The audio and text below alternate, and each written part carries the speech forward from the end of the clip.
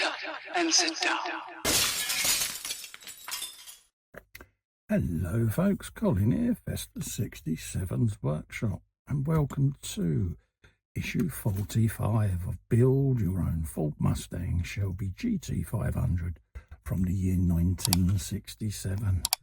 And it's brought to you by our wonderful mates over at DeAgostini.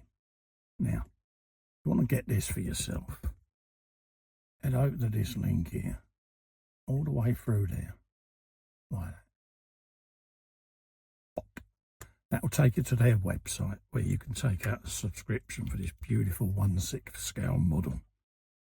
Also, there's a clickable link below in the description as well, folks.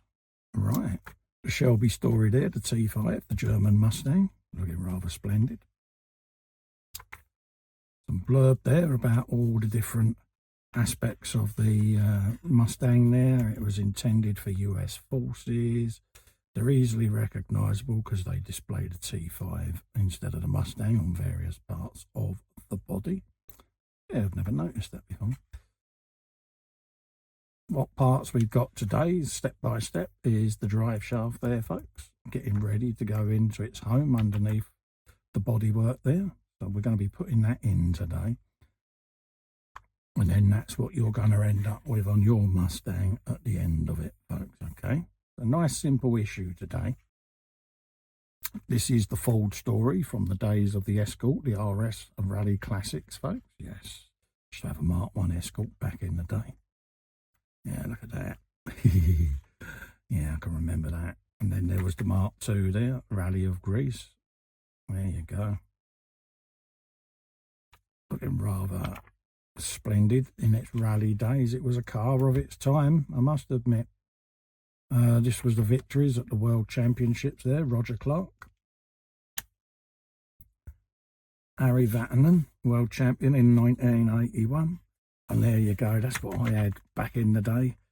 My second car was the Droop Smoot, so called because of the slope in front on it. And yeah, back in the day, yeah, the RS 2000, worth an absolute fortune now, folks. So there you go. That's the magazine done. So without any delay, let's get the drive shaft ready. Right, folks, let's pop this together then. As you can see, it's a little bit warped, so it's just as well we got 3 screws in it. So let's pop this together.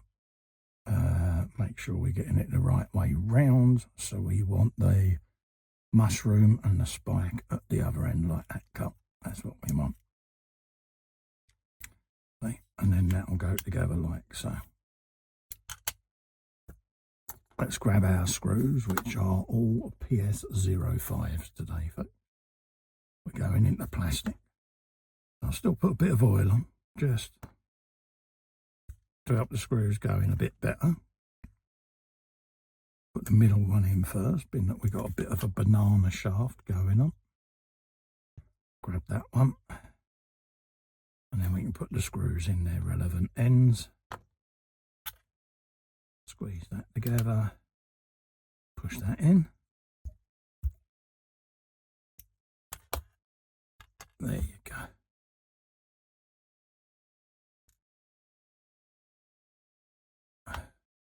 Have you some of that?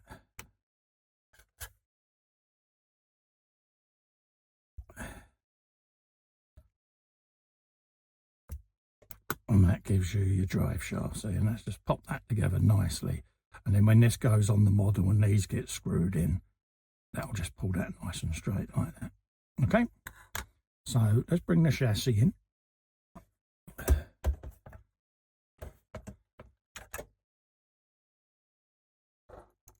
And pop this in place, folks.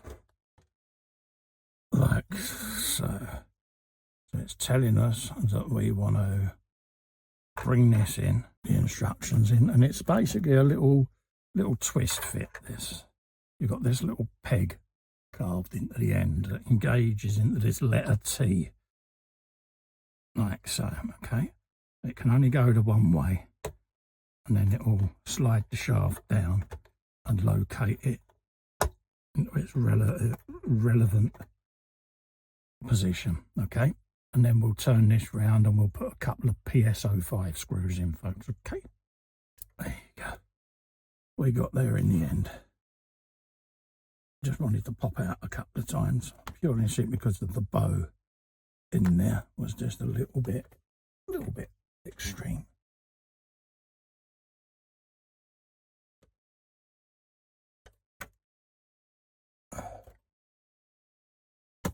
There you go. And that's that in place. And that will give you that section. Okay, at the end of this. Let's just double check, make sure everything's in place, which it is. Happy days, folks.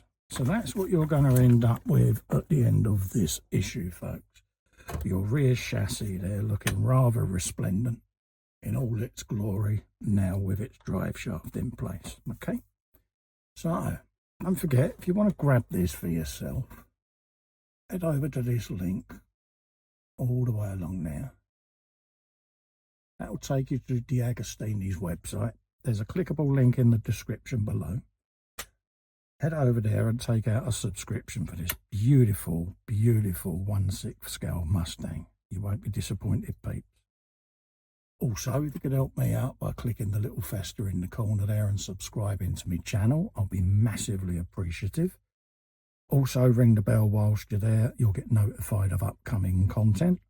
And until then, stay safe and well. Thanks for coming in and keeping little old me company. See you on the next one.